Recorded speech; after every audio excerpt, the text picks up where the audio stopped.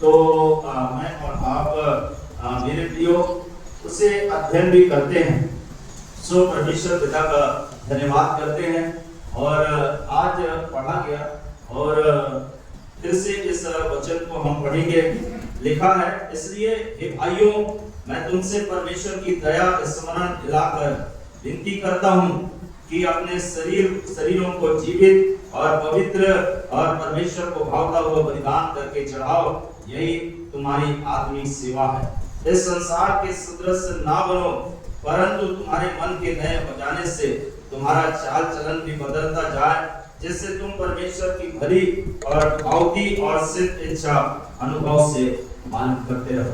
मेरे प्रियो, आज थोड़ी देर में और आप परमेश्वर की दया पर हम लोग विचार करेंगे, चिंतन मनन करेंगे। परमेश्वर की दया क्या है और परमेश्वर की दया, परमेश्वर का अनुग्रह, परमेश्वर की कृपा मेरे और आपके जीवन में कौन क्या है, तो उन बातों को हम लोग देखेंगे। हालांकि आप लोगों ने कई बार जैसे मैंने कहा कि प्रचार किए होंगे, लेकिन मैं और आप कुछ बातों पर मैं और आप ध्यान करें। पहली बात, रोमियो की जो पत्री है, रोम को जो खत पौलुस ने लिखा है, तो मेरे प्रियो ये क्यों लिखा और क्या है, उसके पीछे में क्या कौन सी ऐसी बात है जहां पर पौलुस इस खत को लिख रहा है। रोम के निवासियों को, रोम के विश्वासियों को उन्होंने, रोम के लोगों को उन्होंने पत्र लिखा है। तो ये खत लिखने का मेन कारण क्या है, और जब आप और हम रोमियो की पत्री को पढ़ें, परमेश्वर के वचन में 15वां अध्याय, और उसके जब आप और हम 24वें पद से लेकर के आगे पढ़े, तो खासतौर पे मैं पढ़ना चाहूंगा 22वें पद से आगे। तो यहाँ पर लिखा हुआ है, इसीलिए मैं तुम्हारे पास आने से बार बार रुका रहा, परंतु अब इन देशों में मेरे कार्य के लिए और जगह नहीं रही, और बहुत वर्षों से मुझे तुम्हारे पास आने की लालसा है। इसलिए जब मैं स्पेन को जाऊंगा तो तुम्हारे पास होता हुआ जाऊंगा, क्योंकि मुझे आशा है कि उस यात्रा में तुम में भेंट होगी और तुमसे भेंट होगी, और जब तुम्हारी संगति से मेरा जी भर जाए तो तुम मुझे कुछ दूर आगे पहुंचा देना। परंतु अभी तो मैं पवित्र लोगों की सेवा करने के लिए यरूशलेम को जाता हूँ, क्योंकि मकिदुनिया और अखिया के लोगों को यह अच्छा लगा कि यरूशलेम के पवित्र लोगों ने निर्धनों के लिए कुछ चंदा करे। उन्हें अच्छा तो लगा, परंतु वे उनके कर्जदार भी हैं, क्योंकि यदि अन्य जाति उनकी आत्मिक बातों में भागी हुए तो उन्हें भी उचित है कि शारीरिक बातों में उनकी सेवा करे। इसलिए मैं यह काम पूरा करके और उनको यह चंदा सौंप कर तुम्हारे पास होता हुआ स्पेन को चला जाऊंगा।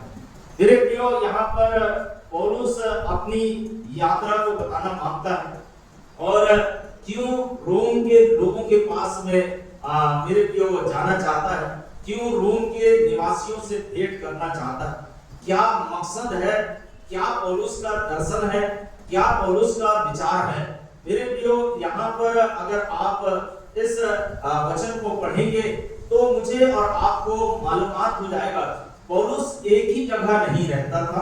पौलुस एक जगह या एक शहर या एक नगर या एक गांव में प्रचार नहीं करता था, लेकिन वो जगह जगह जाकर के प्रचार करता, अनेकों नगरों में जाकर, अनेकों गांवों में जाकर, अनेकों शहरों में जाकर के वो प्रचार करता था। अब पौलुस का एक दर्शन है कि पौलुस बोलता है कि मैं मेरे प्रियो, पौलुस कहता है मैं जब स्पेन को जाऊंगा तो पहले मैं रोम के लोगों अर्थात आप लोगों से भेंट करूंगा। हालेलुया।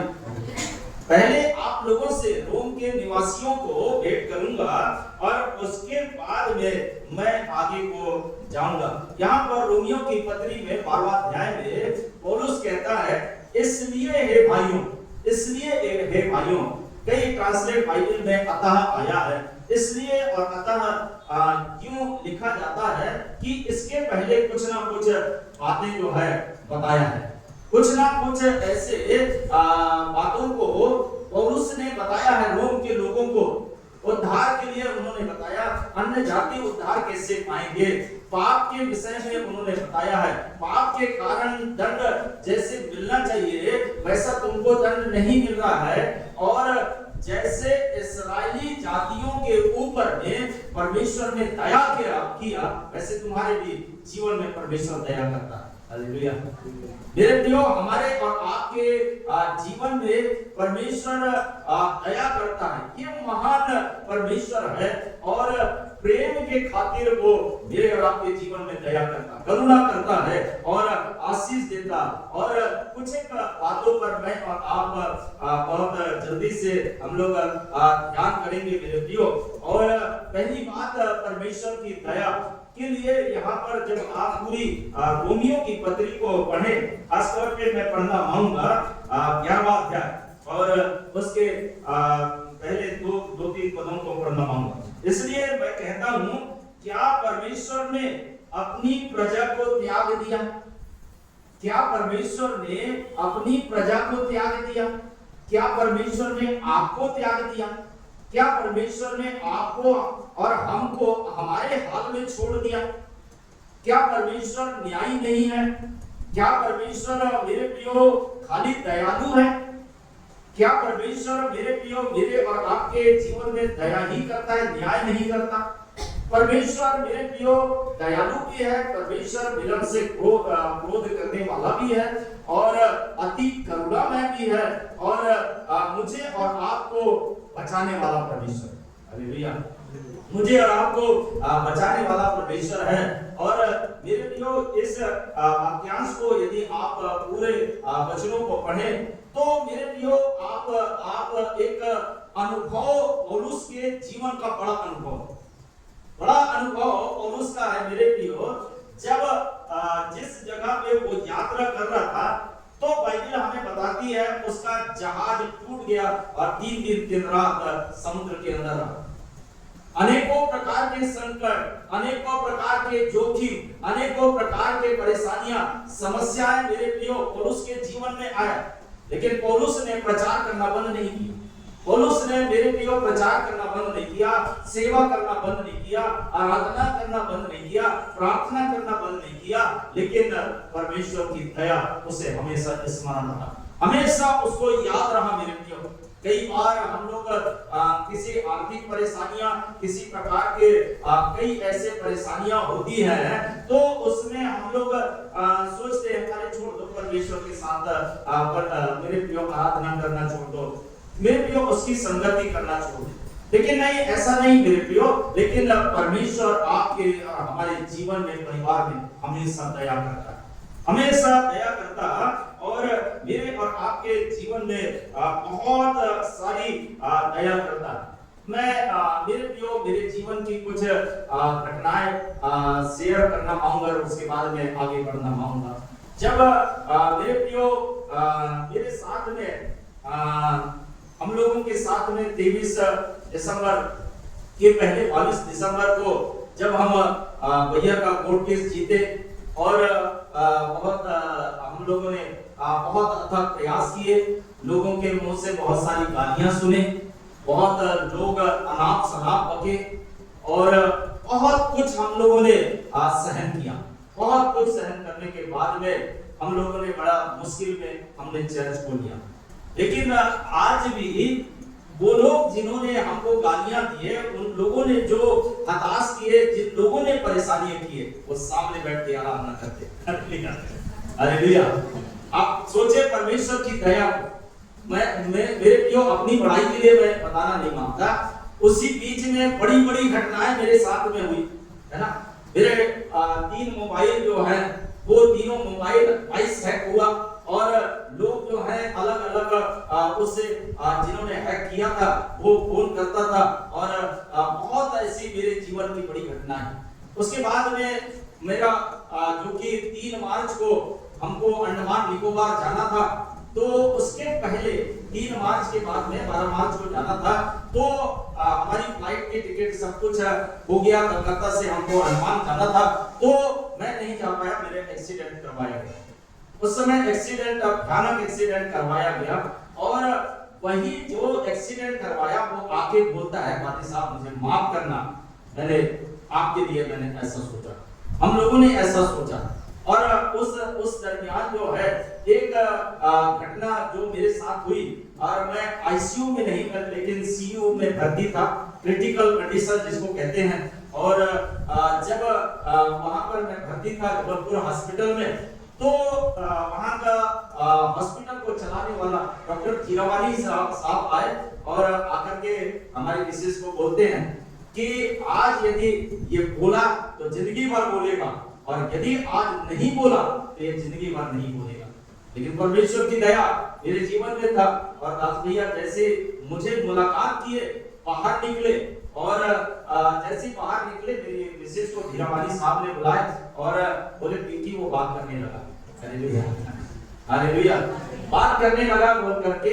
और हमारे गुरुमा चर्च से आनंद भैया बहुत सारे लोग आए थे, तो विनय ताड़ी भैया लोग सब लोग आए थे, तो कम से कम 20-25 लोग आए थे। तो उन्होंने कहा, आनंद भैया ने खास तौर पे आनंद कुमार ने कहा, आज प्रभु के सामने हम गिड़गिड़ाते हैं, आज जरूर ये बात करेगा।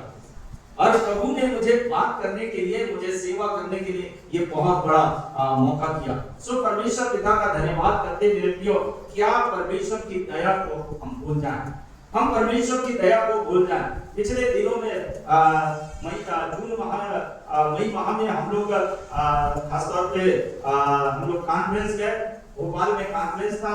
कॉन्फ्रेंस करने के बाद में, रीजनल कॉन्फ्रेंस करने के बाद में मैं वापस आया, और एक किसी व्यक्ति के द्वारा नहीं, लेकिन मेरी आगे की गाड़ी के चक्का में बंदर फंस गया और मैं गिर गया। प्रदीप मरकाम की प्रेयर मीटिंग थी और कोहका में मैं जा रहा था, और उसी दरमियान मैं तिरगांव से आया, प्रभुभोज किया, आराधना किया, संगति किया, और मैं 6 बजे जो है मैं प्रदीप मरकाम के यहाँ कोहका जा रहा था, और अचानक एक्सीडेंट हुआ। एक्सीडेंट होने के बाद में मैं फिर से जो है जबलपुर गया, जबलपुर में भर्ती हुआ, और जबलपुर में भर्ती होने के बाद में मेरा जो है किडनी जो है वो बढ़ा हुआ था, और जहाँ 60% होता है वहाँ 22% था, और बहुत कुछ ऐसा प्रॉब्लम था, ब्लड की कमी थी, बहुत ये हो रहा था। और डॉक्टर अनिल दुबे साहब कहते हैं धमापुर में कि ब्लड रिसने के कारण उनके पेट के अंदर में ब्लड जमा हुआ है, ऑपरेशन करना होगा। और 2 दिन के बाद में बोलते हैं ऑपरेशन नहीं करना होगा। हालेलुया, हालेलुया, ऑपरेशन नहीं करना होगा, ब्लड गायब हो गया, ब्लड कहाँ है पता ही नहीं, और ब्लड लगेगा जरूर, लेकिन पूरे जो पेट के अंदर ब्लड जमा था वो पेट के अंदर नहीं है। ये परमेश्वर की दया को मैं कभी नहीं भूल सकता। और उसके बाद में जब 3 यूनिट ब्लड लगा मुझे, उसके बाद में किडनी जो है वो 60% जैसे के वैसे हो गया। हालेलुया, ये मेरी जीवन की घटना है जो मैं आपको बताना चाहता हूँ, और ये सच्चाई है, किसी को खुश करने के लिए नहीं, और परमेश्वर की भलाई के लिए, परमेश्वर की दया के लिए मैं बताना मांगता हूँ। मेरे प्रियो, हम लोग हमारे परिवार में हमेशा रात में प्रार्थना होती है, शाम के समय में प्रार्थना होती है, और रोज हम लोग प्रार्थना के लिए हम लोग बैठा करते हैं। तो मेरे प्रियो, मैं आपको बताना मांगता हूँ, डॉक्टर अनिल दुबे साहब कहते हैं ये तो 1 हफ्ते में ठीक हो गया। हालेलुया, 1 हफ्ते में ठीक हो गया, और ना तो ऑपरेशन करना पड़ा, इंजेक्शन दे करके ऑपरेशन करना था, क्योंकि डॉक्टर अनिल दुबे साहब सर्जन है, और 2002 से मैं उसको अच्छे से जानता हूँ, और मैं डॉक्टर साहब को बोला, मैं हमेशा आपको याद करता हूँ, हमेशा जानता हूँ आपको। तो वो बोले, पादी साहब आप कहाँ मिले थे, थोड़ा बताइए। तो मैंने कहा मुन्नू कुजूर के यहाँ, मैं हमेशा ब्रदर मुन्नू कुजूर के यहाँ जाया करता था, और साइकिलिंग करता था, वहां पर आराधना करता था, हर सोमवार ब्रदर मुन्नू कुजूर के घर जाता। मेरे प्रियो, मैं उनके साथ रहकर के बहुत कुछ सीखा, और बहुत कुछ कार्य को मैंने उनके द्वारा सीखा। सो परमेश्वर की दया अपार है, परमेश्वर की दया अपरंपार है, और इसलिए विलाप गीत की पुस्तक उसका 3रा अध्याय, और उसके जब आकर हम बाइबल को पढ़े 22 23वां पद में, तो मेरे लिए यहाँ लिखा है हम मिट नहीं गए। हालेलुया, हम मिट नहीं गए। कई बार आपने प्रचार किया होगा और कई बार इस वचन को पढ़ा होगा। हम मिट नहीं गए, यह यहोवा की महाकरुणा का फल है, क्योंकि उसकी दया अमर है।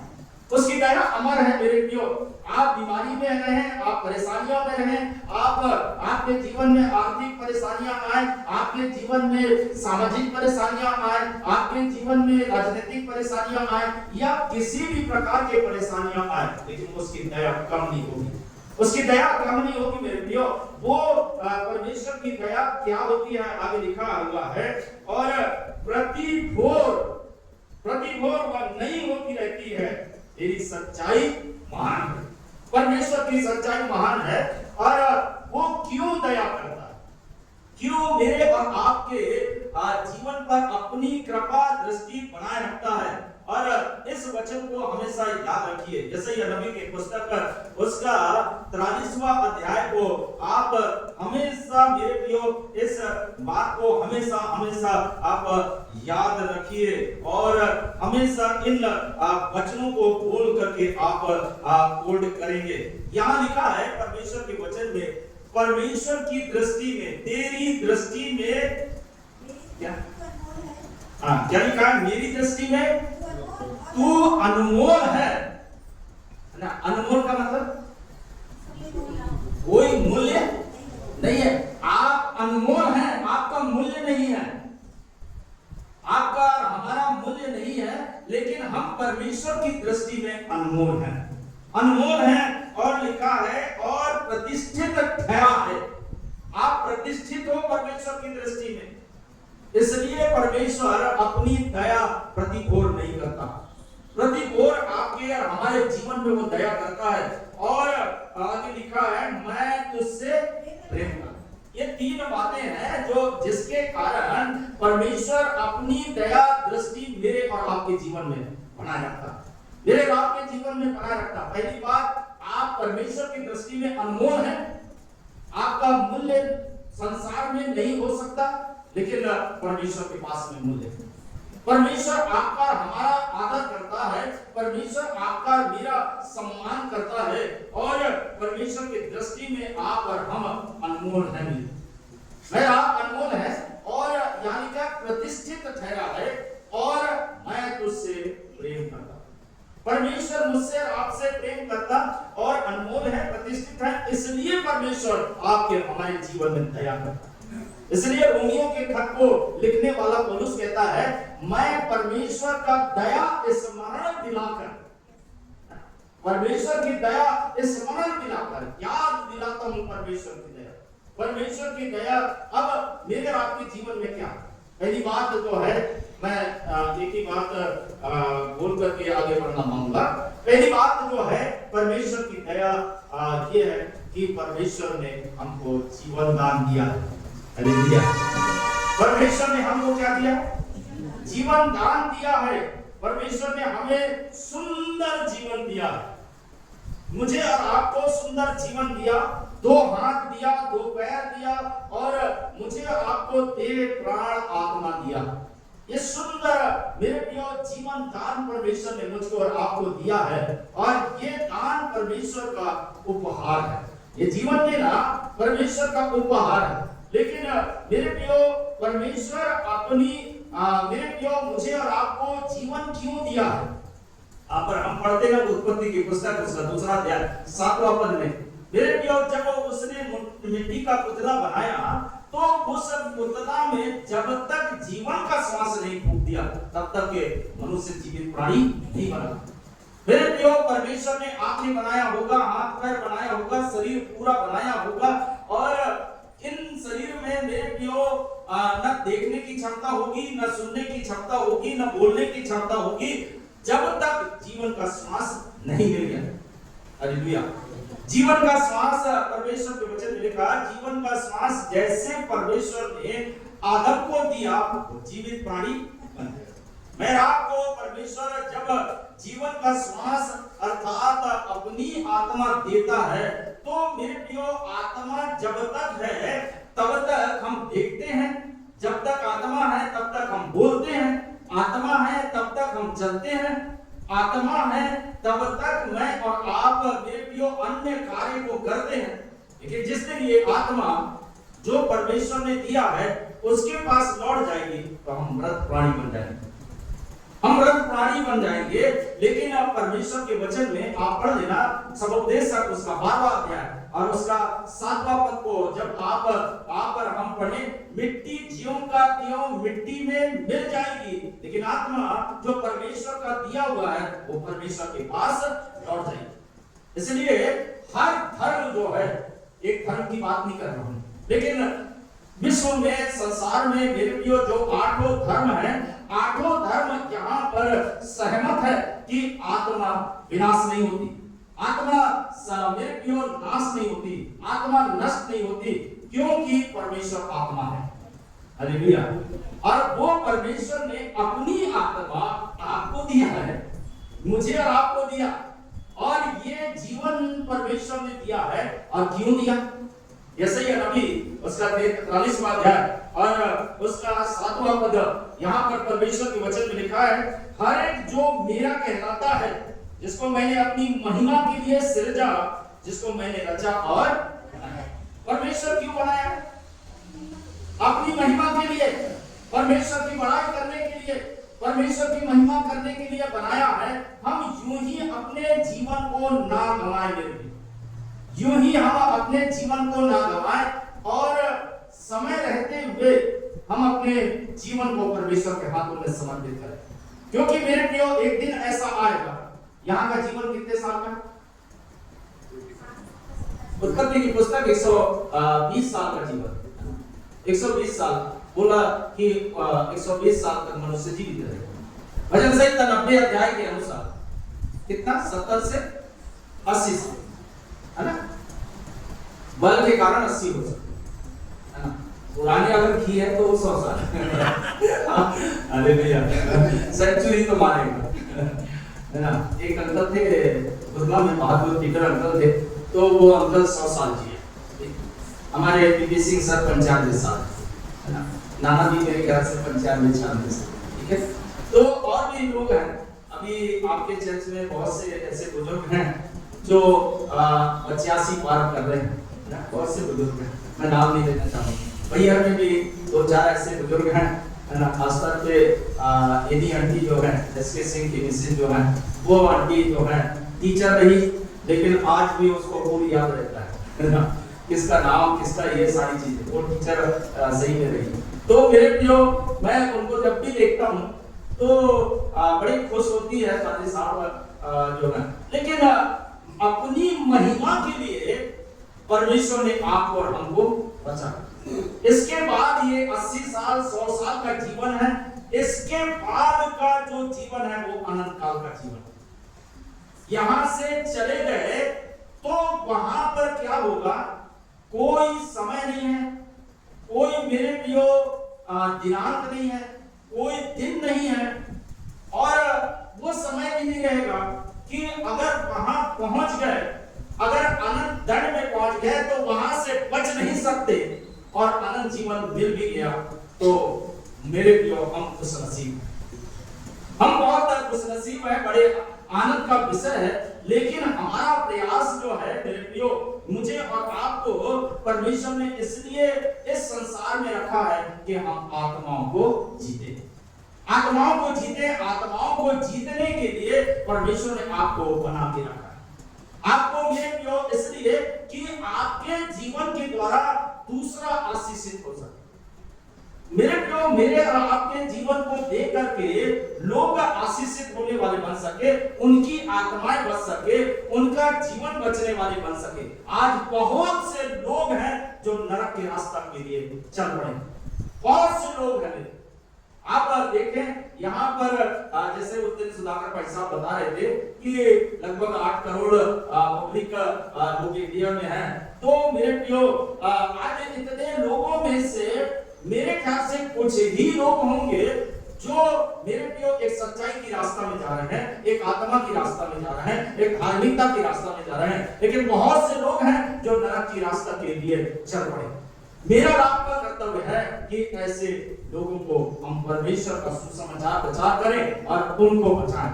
मैं आप मेरे प्रियो कोशिश करें कि वहां से शुरू करें, हमारे बच्चे बचे और हमारे बच्चे बचेंगे तो निश्चित रूप से मेरा आपका भविष्य अच्छा होगा।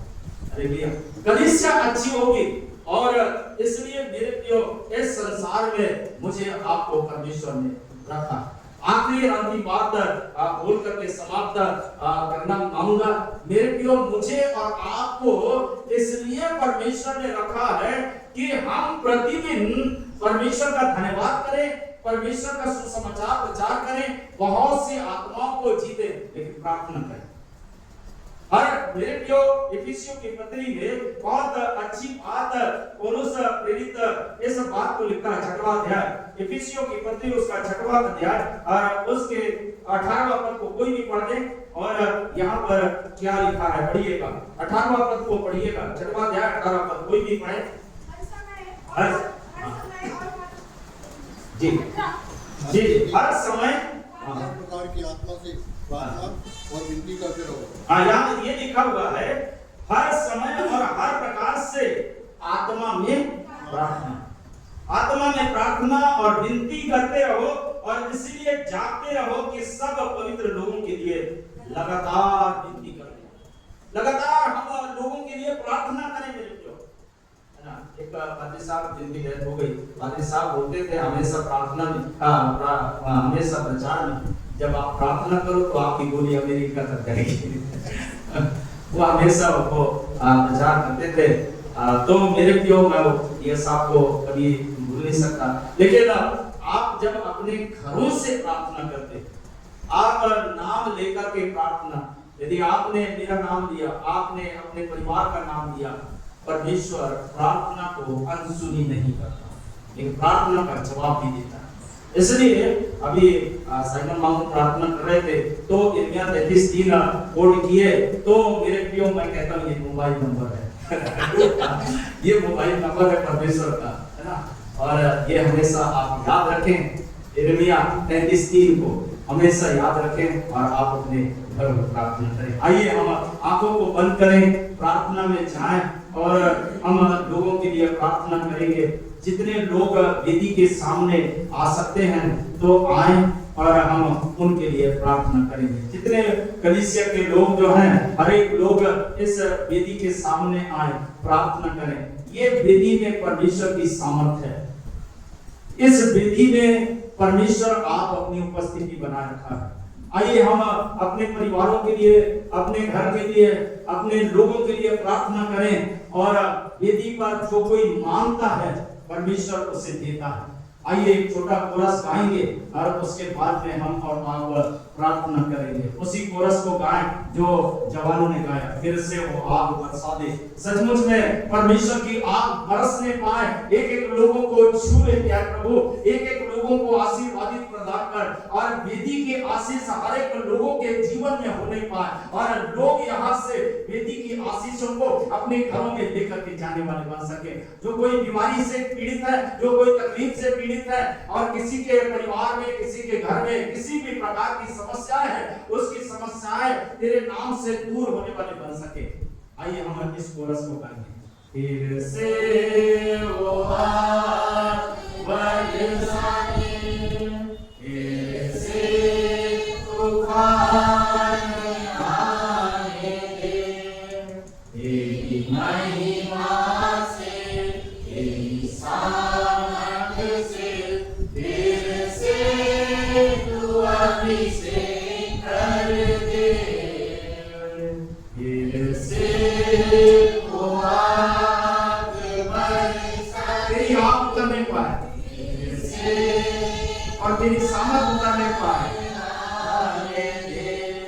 तेरी महिमा से, तेरी सामर्थ से, फिर से तू अभिषेक कर दे। आप हर एक लोग आवाज दें, पवित्र आत्मा आने पाए,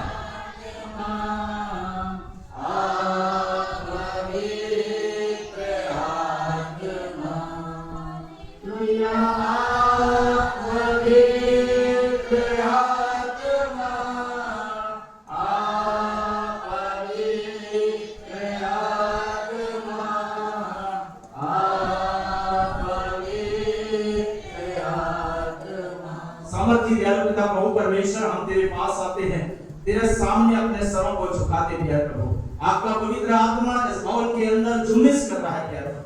और पिता परमेश्वर, हमने प्यारे परमेश्वर अपने जीवन काल में देखा है तेरी वेदी में प्यारे परमेश्वर, और इस वेदी में प्यारे परमेश्वर आप अपनी पवित्रता के साथ में, अपनी सामर्थ के साथ में, ओ प्यारे परमेश्वर अपने लश्करों के साथ में आप उपस्थित होते, इसलिए तेरे नाम का धन्यवाद करते हैं पिता। ओ प्यारे परमेश्वर, एक एक लोगों को इस वेदी पर जितने लोग आए हैं उन्हें छू लेगा प्यारे प्रभु, उनकी बीमारियां जाती रहे, उनकी तन्हाइयां जाती रहे, उनकी समस्याएं जाती रहे प्यारे प्रभु।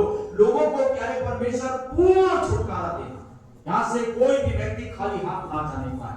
लेकिन प्यारे परमेश्वर, लोग इस वेदी की आशीषों को अपने घरों में लेकर के जाने पाए। हम प्रार्थना करते हैं प्यारे प्रभु, वेदी में घुटना टेके हर एक लोगों के लिए, उनके बच्चों के लिए प्रार्थना करते हैं, उनका बच्चे प्यारे परमेश्वर अच्छे भविष्य हो सके, उनका उज्जवल भविष्य होने वाले बन सके। ओ प्यारे परमेश्वर, आने वाले दिनों में अच्छे नंबरों से पास हो और एक अच्छी नौकरी हर एक बच्चों को प्रदान करना प्यारे प्रभु। ओ प्यारे परमेश्वर, हर रुकावट, हर बंधन यीशु नासरी के नाम से टूट जाए। ओ प्यारे परमेश्वर, आपने यहोशू 1 अध्याय में आपने कहा, जिस जिस जगह पाप करोगे मैं उसको दे दूंगा। ओ प्यारे परमेश्वर, आपने वायदा किया है, आपने वायदा किया कि मैं तेरे संग संग रहूंगा, आपने वायदा किया तेरे डेरे के अंदर कोई विपत्ति नहीं आएगी, कोई दुख नहीं आएगा। तो प्यारे परमेश्वर, यहाँ से लोग जब अपने घरों को लेकर के जाते, तो प्यारे घरों में जब यीशु मसीह आपको लेकर के जाते हैं तो उनके डेरों के अंदर कोई विपत्ति ना आने पाए। वो प्यारे परमेश्वर, हर के जीवन में जितने भी पाप, अपराध, गुनाह या जो कुछ भी है यीशु नासरी के नाम से कैंसिल करते हैं और लोगों को आजाद कर, लोगों को छुटकारा दे, लोगों को आशीष दे। सारी बातों के लिए धन्यवाद, आदर, सम्मान, गौरव आपको देते हमारे उद्धारकर्ता प्रभु यीशु मसीह के नाम से, आमीन।